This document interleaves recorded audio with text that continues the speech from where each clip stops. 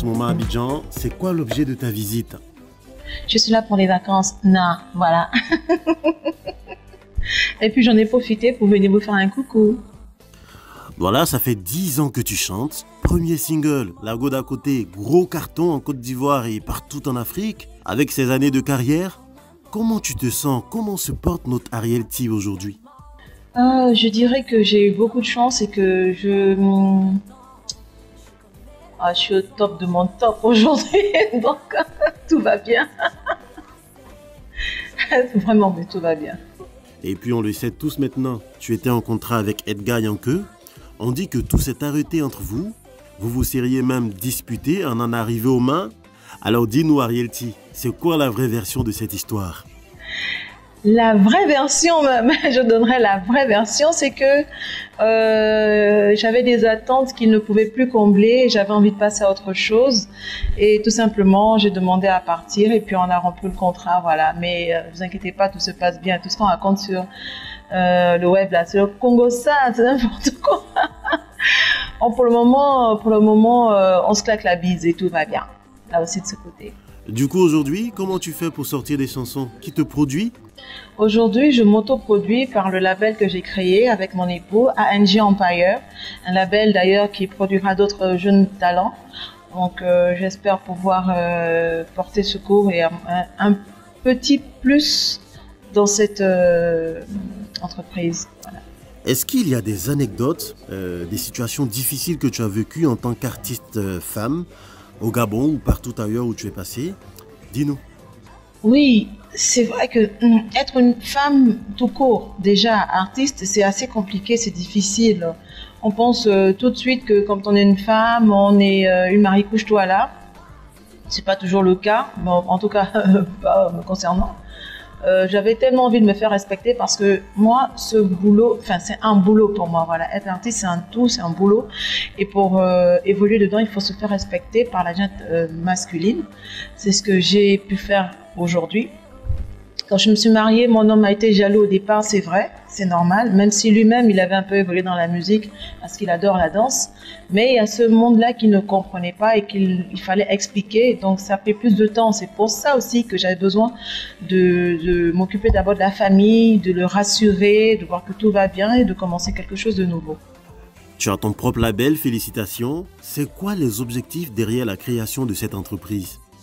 De montrer une autre facette de ma personnalité, surtout, parce que ce label, c'est familial, il est totalement familial. Le ANG Empire est totalement familial, d'où les lettres d'ailleurs de notre famille. Et c'est de montrer une autre personnalité de moi, faire un peu plus de live, dire que voilà, j'ai accompli quelque chose et je vais accomplir un peu plus. C'est montrer aussi ma force.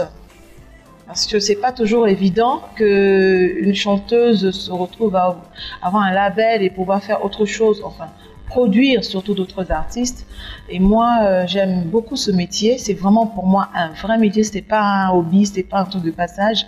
Donc c'est pour montrer ma force en tant qu'artiste, interprète, et en tant que maman et en tant qu'épouse. Voilà. Bon, on raconte en même temps que tu as ouvert ton propre label pour concurrencer Edgar Yankee, pour lui prouver que sans lui, tu restes Ariel T, la star. Qu'est-ce que tu réponds à ça? Le marché musical est trop grand pour dire que je pourrais être concurrente à Edgar Yankee. Edgar Yankee, c'est une pointure quand même. Il a un répertoire que je n'ai pas. Non, je peux pas faire la concurrence à Edgar Yankee. Edgar Yankee, c'est comme mon père. À la limite, je suis comme sa fille et donc je serais honorée. Si on pense que je suis la concurrente d'Edgar Yankee, c'est que j'ai pu faire quelque chose aujourd'hui que l'on voit et que l'on respecte. Non, je peux pas être la concurrente d'Edgar Yankee. Je peux pas faire la concurrente d'Edgar Yankee, ce serait trop fort. Quoique. Là, tu reviens au devant de la scène avec Mama Africa. C'est quoi la suite? Qu'est-ce que tu nous réserves?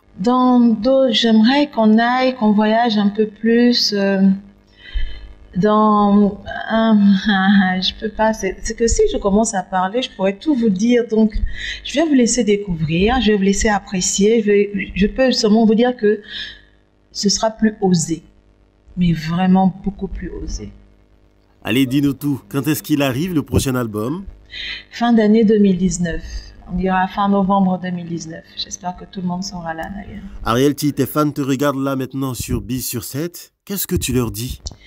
Bah, je leur dis que aujourd'hui Ariel T est maman et je sais qu'il y en a aussi qui m'ont suivi depuis lors et qui sont déjà aussi des mamans et des papas. Que nous sommes ensemble, on le sera encore jusqu'à ce que je sois fatiguée. Je pense que je vais quitter la scène. Je vais m'arrêter sur scène une bonne fois, quoi, comme les autres. Mais que on ne lâche pas l'affaire. On est ensemble. Et ce, jusqu'en fin décembre. Et